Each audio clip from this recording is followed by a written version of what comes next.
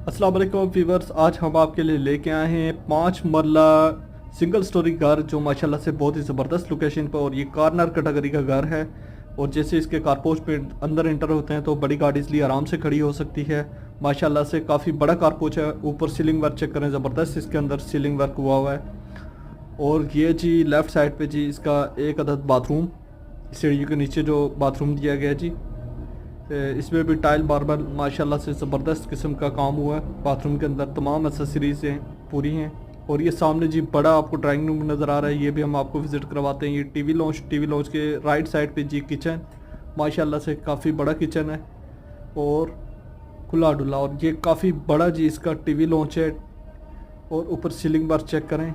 और ये माशाल्लाह से कॉर्नर कैटेगरी का घर है। व्यूअर्स देख सकते हैं इसके अंदर लकड़ी का तमाम काम हुआ है।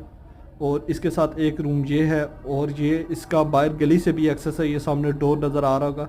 ये कॉर्नर कैटेगरी होने के साथ साथ माशाल्लाह से इसकी एक ये बड़ी फैसिलिटीज़ के ये इसका डोर बाहर से भी ओपन होता है। और ये एक अदद जी इसके साथ वाशरूम उस रूम के साथ भी अटैच है और इस रूम के साथ भी।